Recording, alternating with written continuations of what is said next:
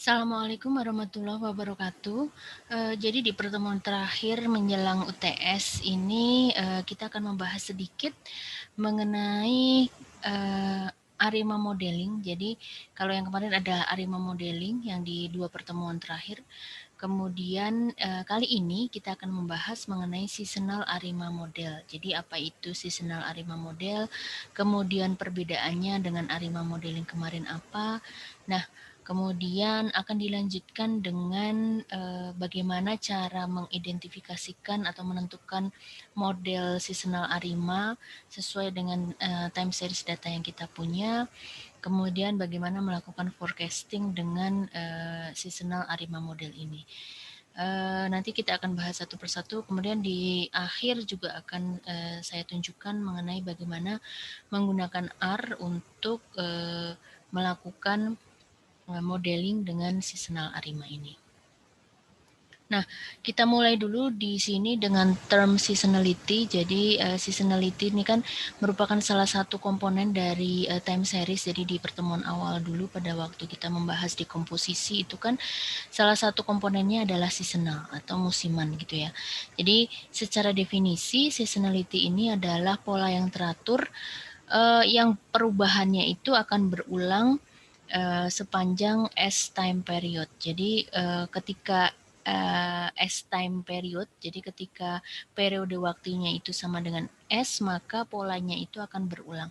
Pola yang seperti apa? Pola yang dimaksud di sini adalah apabila terjadi kenaikan gitu ya. Jadi nanti kenaikannya itu akan berulang setiap S, setiap periode waktu S gitu. Jadi di sini S akan menunjukkan jumlah periode waktu hingga pola tersebut akan berulang kembali. Jadi bisa pola menaik gitu ya, ada terjadi kenaikan, spike gitu ya, atau penurunan dari time series data. Contohnya di sini pada data seasonality ini bisa ditunjukkan adanya pergerakan gitu ya, pergerakan data sesuai dengan periode waktu bulanan. Jadi contohnya di sini seasonality dalam jangka waktu atau periodenya itu bulanan. Misalkan dalam 1 tahun kan ada 12 bulan, kemudian ini misalkan data penjualan gitu ya, kemudian penjualan mengalami kenaikan di bulan-bulan tertentu atau penjualan mengalami penurunan di bulan-bulan tertentu seperti yang waktu itu dicontohkan terkait dengan belanja masyarakat di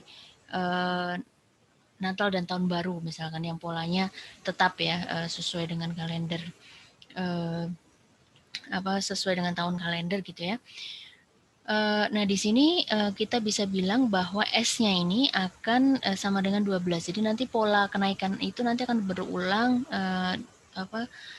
pada waktu S-nya sama dengan 12. Kemudian apabila kita memiliki periode waktunya itu, time series datanya itu periodenya menunjukkan pola teraturnya itu dalam kuarter, maka S-nya ini akan bernilai 4. Nah, di dalam seasonal ARIMA model, jadi kalau yang kemarin di ARIMA model tanpa seasonal itu berarti bahwa kita tidak memasukkan unsur seasonal ke dalam ARIMA model. Nah, tetapi dengan menggunakan seasonal ARIMA model atau S-ARIMA gitu ya, ini berarti bahwa ARIMA model yang kita buat itu sudah memperhitungkan faktor seasonality.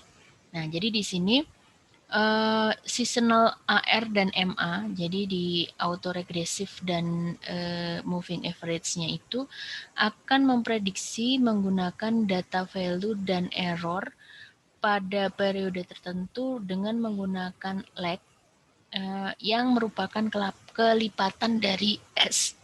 Sorry.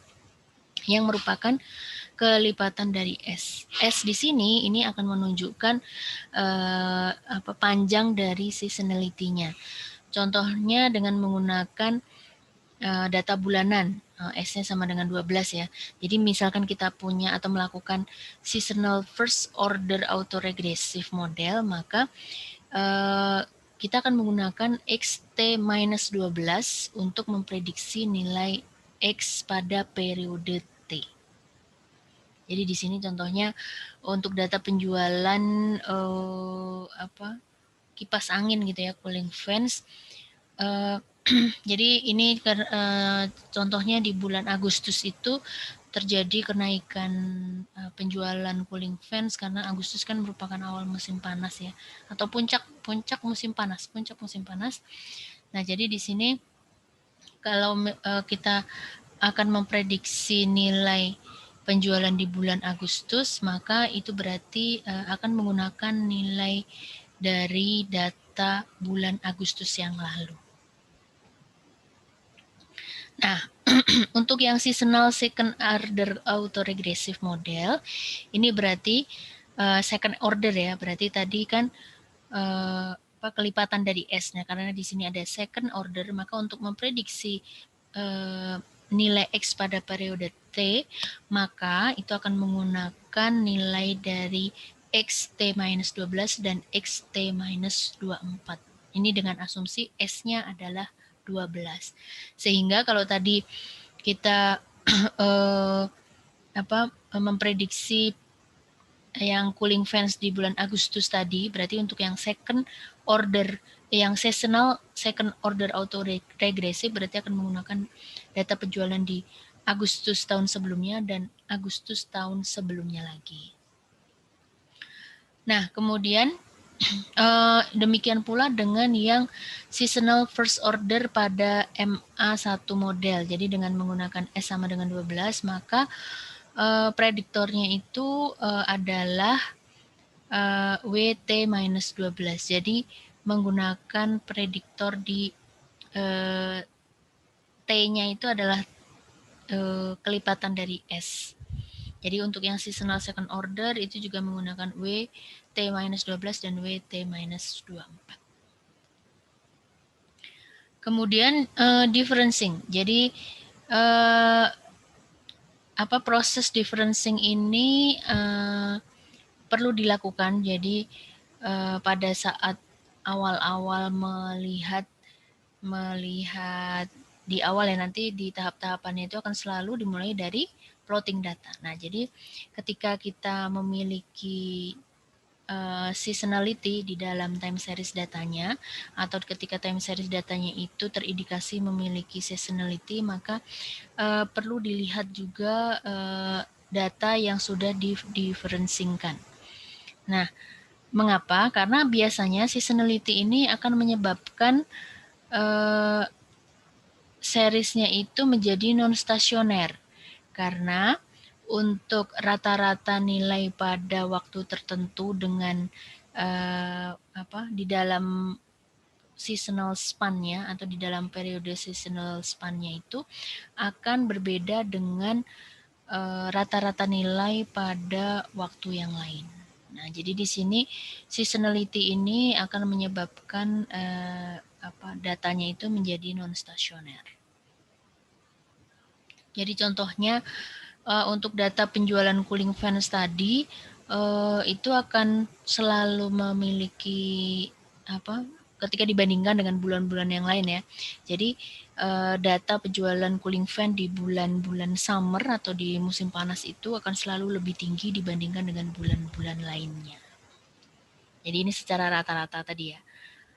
Sehingga akan perlu sekali ketika sudah diindikasikan adanya seasonality, kita akan melihat atau dicoba diferencingkan datanya. Nah, kemudian ke seasonal differencing. Jadi seasonal differencing ini adalah selisih antara nilai dan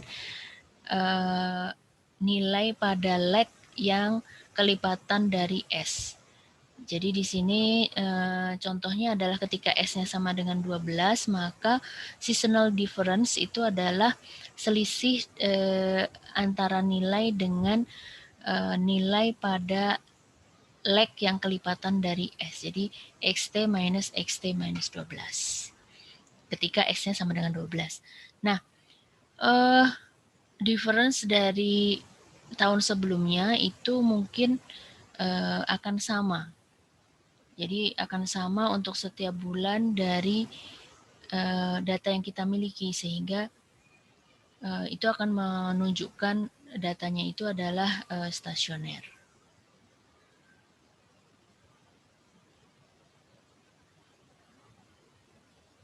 Kemudian seasonal differencing ini akan menghilangkan seasonal trend dan bisa juga menghilangkan seasonal random walk type of non-stationarity. Jadi di sini ketika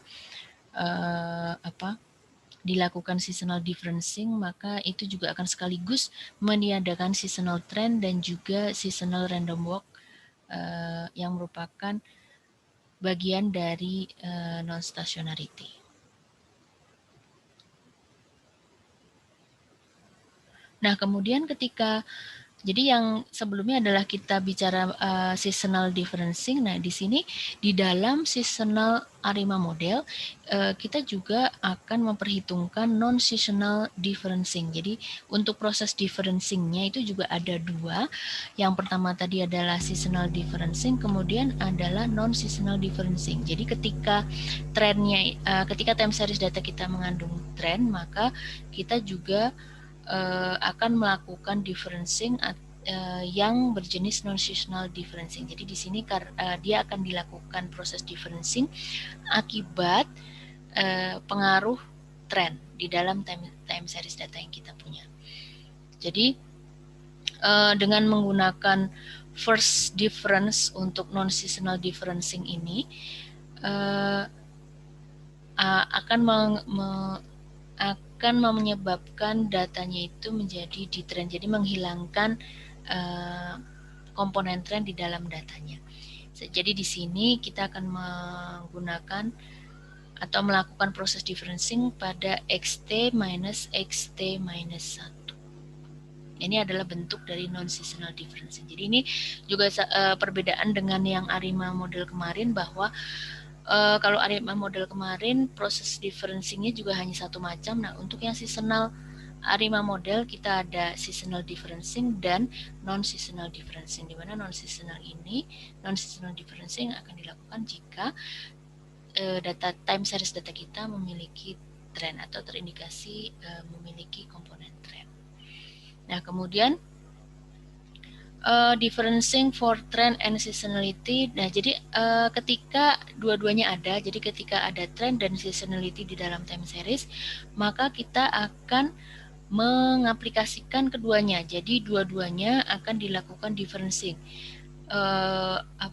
seasonal dan non-seasonal difference. Jadi non-seasonal first difference dan seasonal first difference. Jadi di sini cara yang umum adalah dengan mengevaluasi nilai ACF dan PACF-nya. Jadi di sini kita akan melakukan proses di trend secara bersamaan. Jadi pada proses differencing-nya itu dilakukan yang dilakukan itu ada dua, non seasonal dan seasonal.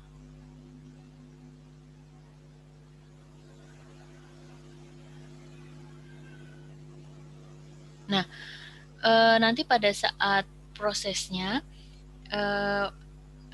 kapan kita mau menggunakan atau memasukkan unsur non seasonal ke dalam seasonal ARIMA model, ini adalah dengan melihat nilai ACF dan PACF pada first few legs. Jadi di sini dilihat nilai ACF dan PACF pada periode atau pada leg yang lebih kecil dari S-nya. Nah, jadi ketika kita mendapatkan ada spike, ada di ACF dan PACF-nya itu ada nilai yang signifikan di periode atau di leg-leg awal, di mana leg-leg awal ini lebih kecil dari S, maka di sini kita berarti akan memasukkan atau mempertimbangkan non-seasonal term ke dalam model yang kita punya. Nah, kemudian pada saat pembentukan seasonal ARIMA model, jadi secara prinsipil yang akan kita lakukan itu di seasonal ARIMA model itu adalah sama dengan yang di ARIMA model. Jadi di sana kita akan menentukan nilai P, D, dan Q. Nah, di sini juga sama, cuman di sini kita akan menambahkan seasonal factor. Jadi seasonal factor ini merupakan akan memiliki sifat multiplikatif. Jadi di sini kalau kemarin ini kan adalah ARIMA model ya, ARIMA model. Nah, di sini akan menambahkan seasonal factor yang menjadi yang merupakan model multiplikatifnya. Jadi untuk P ini adalah non-seasonal AR order, jadi D non-seasonal differencing dan Q adalah non-seasonal MA order, sedangkan untuk yang P, D, Q ini adalah ini harusnya P besar ya, P besar. Ini adalah seasonal AR model, D ini adalah seasonal differencing dan Q adalah seasonal MA order. Kemudian S yang di sini akan menunjukkan time span-nya tadi, jadi panjang dari seasonality yang kita punya. Tadi yang S sama dengan 12, S sama dengan 4, dan lain sebagainya. Ini sekali lagi adalah P besar untuk membedakan dengan P yang di non-seasonal term. Nah, ini adalah bentuk lain dari penulisan ARIMA seasonal ARIMA model. Jadi ketika kita tidak memasukkan komponen seasonal ini, maka bentuk dari seasonal ARIMA modelnya ini akan sama dengan ARIMA model yang kemarin. Gitu. Nah, kemudian apa yang akan kita lakukan? Jadi tahapan-tahapan apa untuk mengidentifikasi atau membentuk seasonal ARIMA model? Yang pertama adalah ini adalah langkah yang penting, langkah yang umum di berbagai macam tahapan. Di ARIMA modeling kemarin juga sudah muncul plotting, yaitu melakukan plotting data. Kemudian di sini bisa dilakukan proses dekomposisi dengan, kalau di R itu yang kemarin sudah saya contohkan, dilihat apakah ada komponen trend dan seasonal di dalam time series data kita. Kemudian misalkan di situ terindikasi ada seasonality, nah di situ juga akan kita bisa lihat seasonality itu memiliki time span yang berapa panjang. Yang S tadi sama dengan 12, S sama dengan 4 dan sebagainya. Jadi di sini polanya itu akan muncul seberapa banyak gitu. Nah, jadi di tahap yang pertama itu sekali lagi kita belum bisa menentukan nanti modelnya apa, karena ini masih merupakan proses screening gitu ya. Jadi proses screening untuk melihat apakah ada trend, ada seasonal, kemudian akan melihat seberapa panjang time span-nya. Nah, kemudian baru dilanjutkan ke tahap yang kedua. Tahap yang kedua ini adalah melakukan proses differencing jika diperlukan. Jadi tadi di awal clue-nya adalah jika dia terindikasi memiliki seasonality, maka patut dilihat differencing-nya, nilai differencing-nya, karena data yang mengandung seasonal biasanya adalah bersifat non stasioner. Nah, di sini ada panduan gitu ya, jadi kayak panduan yang nanti kapan melakukan differencing, kapan tidak. Di sini karena ada dua proses, jadi apakah nanti akan dilakukan non-seasonal differencing atau seasonal differencing saja. Contohnya jika terdapat seasonality tetapi tidak ada trend, maka akan dilakukan differencing pada leg S. Contohnya mengambil selisih ke-12 untuk monthly data bulanan dengan seasonality. Nah, seasonality ini akan muncul tadi bisa terlihat di ACF dan nilai ACF dan PACF gitu ya. Kemudian untuk yang kedua, jika ada linear trend tetapi tidak tampak seasonality yang jelas, maka kita ambil first difference. Jadi diambil non-seasonal first difference. Kemudian kalau misalkan trennya itu membentuk kurva, berarti kan itu menunjukkan bentuk yang non-linear gitu ya. Nah, sehingga akan dilakukan transformasi dulu sebelum dilakukan differencing. Kemudian jika terdapat dua-duanya, ada trend dan seasonality, maka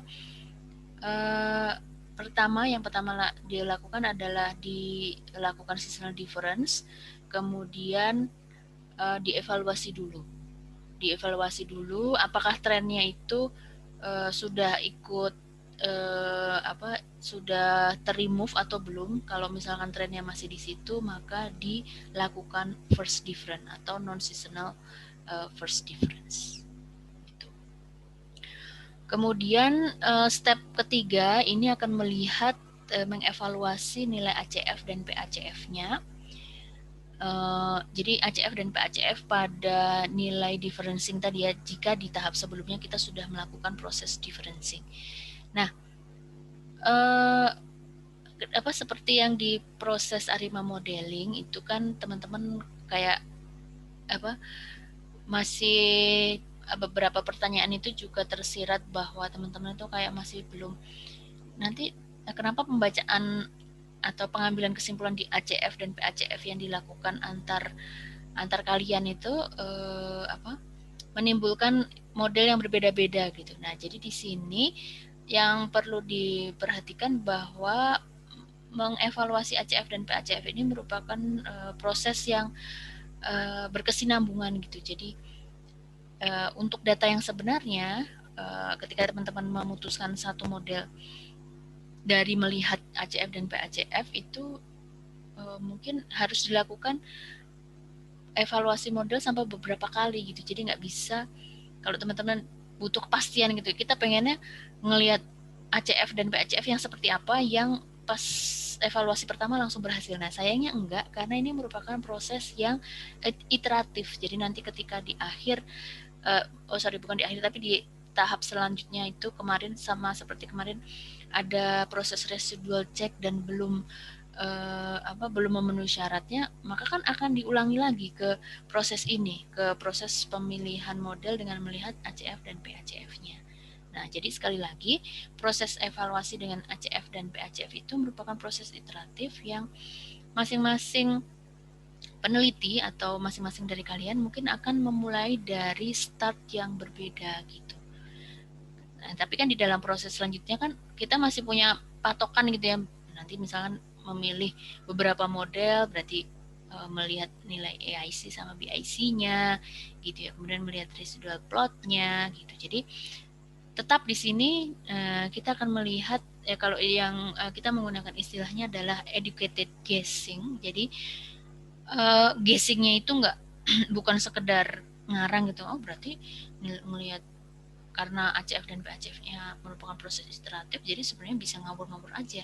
Ya enggak, karena di sini kita memiliki pedoman gitu. Jadi tetap merupakan educated guessing dengan beberapa basic guidance. Jadi untuk yang non-seasonal terms itu kalian akan melihat early lag. Jadi lag pertama, kedua, ketiga, mana yang signifikan gitu ya. Kalau misalkan dia signifikan untuk di ACF-nya, jadi ketika di ACF-nya itu dia udah signifikan di leg-leg awal, maka ini akan mengindikasikan non-seasonal MA term. Jadi nanti di pembuatan atau penyusunan seasonal ARIMA modelingnya kita akan memasukkan non-seasonal MA term. Kemudian ketika ada yang signifikan di PACF pada leg-leg awal, itu akan mengindikasikan non-seasonal AR terms. Sedangkan untuk yang seasonal term, maka ini kita akan melihat lag, kita akan melihat ACF dan PACF yang signifikan pada lag-lag yang berkelipatan di S-nya.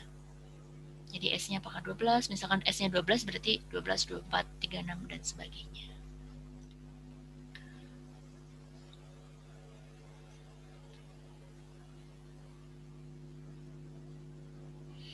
Kemudian di sini ada contoh gitu ya. Jadi ini ada contoh ketika yang dimasukkan adalah seasonalnya saja. Jadi di sini Arima non seasonalnya itu 000, kemudian seasonalnya adalah 001. Jadi seasonal MA1 gitu ya.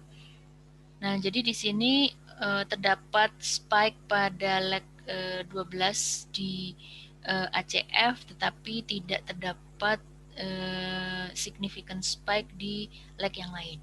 Kemudian di PACF-nya itu terdapat penurunan secara eksponensial gitu pada nilai-nilai leg-nya. Nah, untuk yang Arima yang AR1 S12 itu adalah S-nya ya. Ini akan ditunjukkan polanya. Exponential decay-nya itu di seasonal lag pada ACF dan significant spike pada PACF.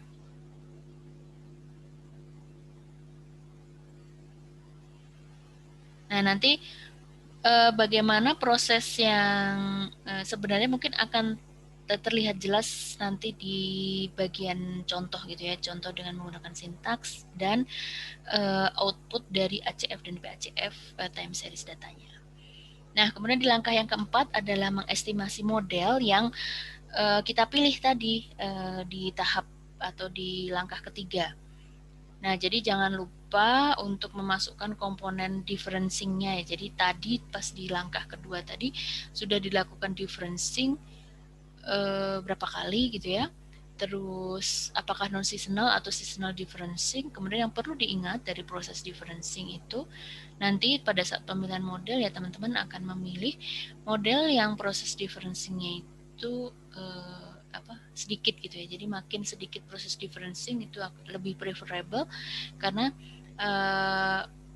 akan lebih mudah untuk menginterpretasikan. Kemudian juga nanti pada saat di sebelah kanan gitu ya untuk persamaan yang akan muncul ini juga terkait dengan AR, nilai AR dan MA juga semakin kecil yang akan kita pilih gitu.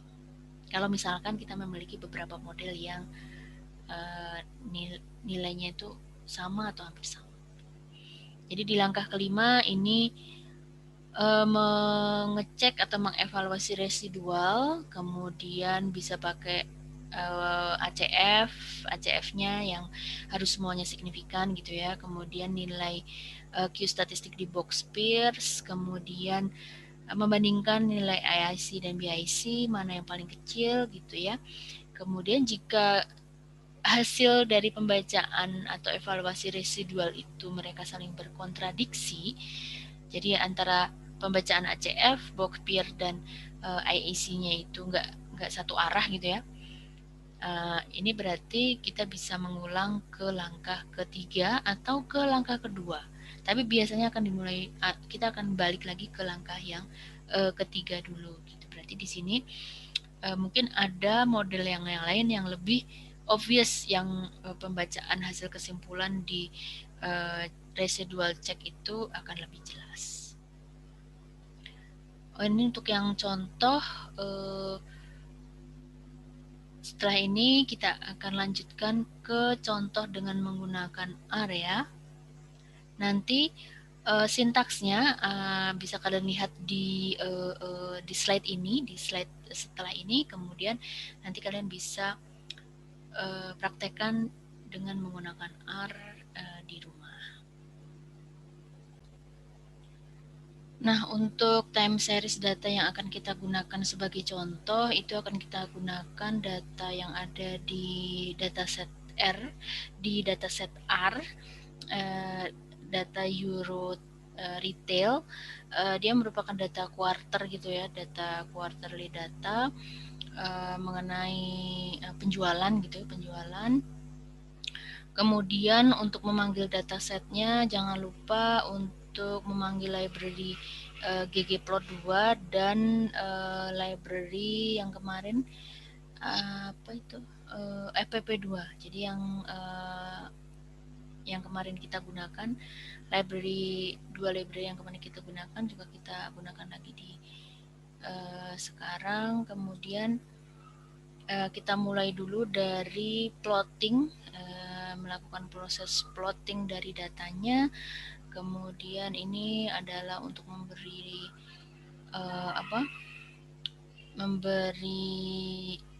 caption gitu ya di sumbu X dan sumbu Y-nya. Nah, dari plotting datanya ini terlihat bahwa terdapat efek seasonality ya. Jadi ada seasonality-nya. Nah, jadi kalau data-data penjualan biasanya itu dia walaupun ini nanti juga tergantung komoditinya ya. Jadi tergantung komoditinya juga, maka biasanya itu dia akan mengandung komponen seasonality. Jadi alasannya ya di volume penjualan itu akan mengalami peningkatan di bulan atau waktu-waktu tertentu gitu. Nah, ini adalah terdapat seasonality-nya. Nanti bisa juga ditunjukkan dengan proses dekomposisi kalau supaya lebih jelas gitu ya polanya. Nah, berarti di sini kita akan melakukan differencing terhadap kita akan melakukan seasonal differencing tadi ya.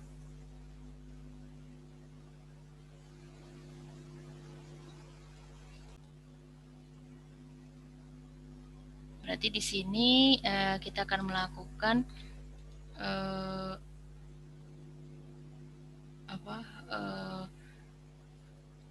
first difference di seasonal ya, seasonal first difference. Seasonal first difference. Jadi ini karena datanya quarter ya, berarti S-nya 4, berarti di sini masukkan lag-nya sama dengan 4 pada saat menggunakan atau lag-nya sama dengan 4 di argumen differencing. Nah, nanti di sini berarti kita akan lihat dulu, akan evaluasi dulu dari hasil plottingnya. Kemudian di sini tampak bahwa dari hasil seasonal first difference itu datanya adalah non stasioner, jadi belum stasioner gitu ya, masih belum tenang gitu pola pergerakannya. Berarti kita akan melakukan first difference. Jadi kita akan melakukan non seasonal first difference dari sini.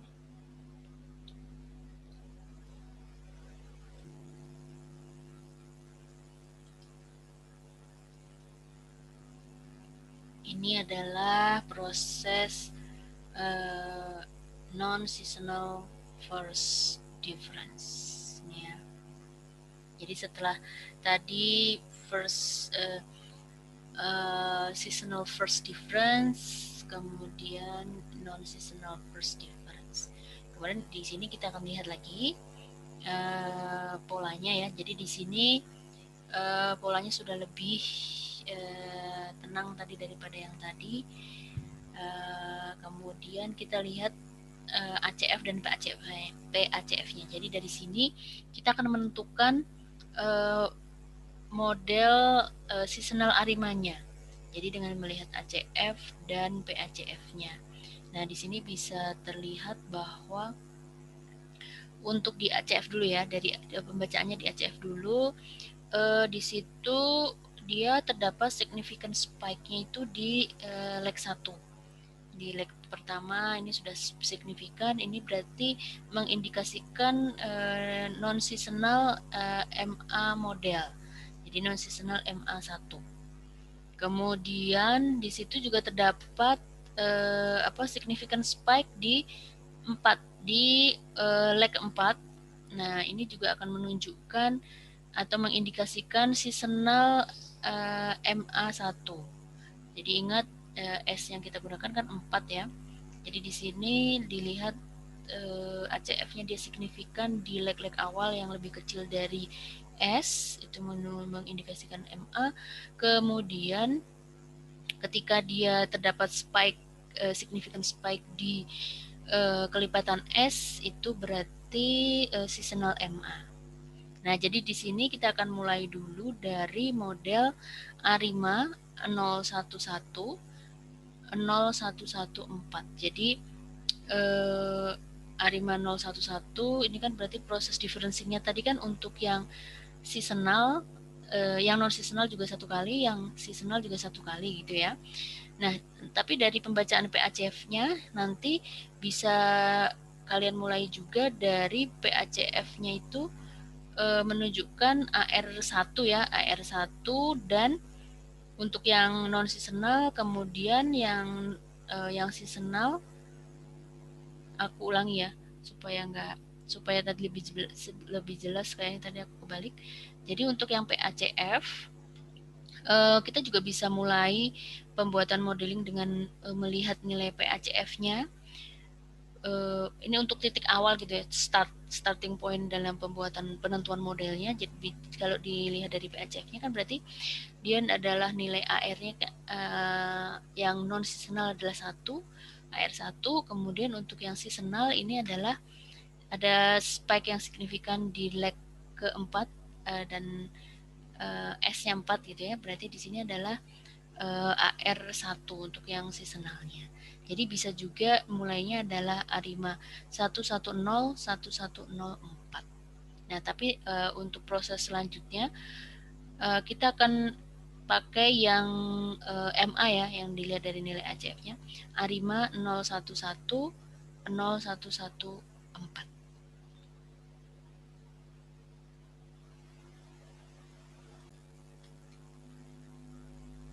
Di sini kita akan mengaplikasikan ARIMA modelnya itu 011, kemudian seasonalnya adalah 011. Jadi ini adalah non seasonal komponen dan ini adalah seasonal komponennya.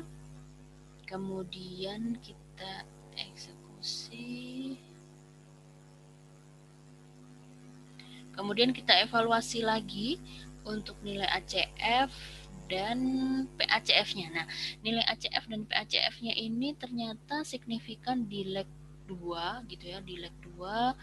Berarti ini dua-duanya untuk ACF dan PACF. Kemudian di leg ketiga itu dia juga hampir signifikan. Jadi karena di sini dia terdapat signifikan spike di leg 2 dan hampir signifikan di leg 3, maka ini mengindikasikan bahwa model yang kita bentuk itu harusnya menambahkan non-seasonal terms. Jadi kita akan menambah non-seasonal terms. Kalau yang tadinya kan ini ya, di sini 011. Nah, berarti kita akan ubah yang 011-nya itu menjadi bisa, nanti teman-teman bisa coba yang 012 atau 013 gitu ya. Nah, nanti bisa dilihat nilai AIC-nya mana yang lebih kecil. Tadi udah aku coba bahwa di sini nilai AIC yang lebih kecil itu ada di yang 013, kemudian seasonalnya adalah 0114. Nah, jadi di sini kita akan menggunakan yang ini, yang 013 011 ARIMA, seasonal ARIMA modelingnya.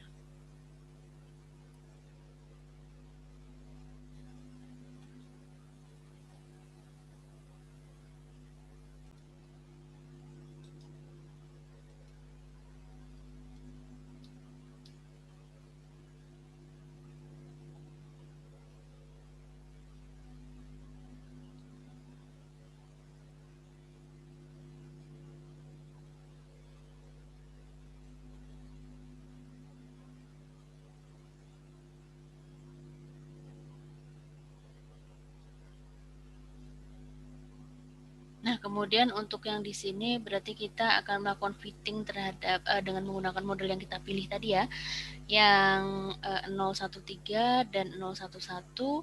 Kemudian setelah dilihat dari residualnya, ACF-nya ini semua signifikan di dalam garis biru, kemudian polanya, kemudian dilihat dari key statistiknya juga sesuai, maka di sini berarti kita akan pilih model ini sebagai model yang akan kita gunakan untuk proses forecasting.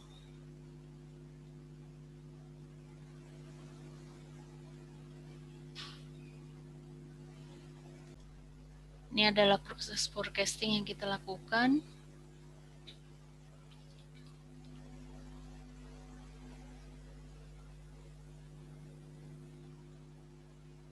Ini yang di daerah biru ini berarti menunjukkan hasil forecasting dengan menggunakan model yang seasonal ARIMA 013, 0114.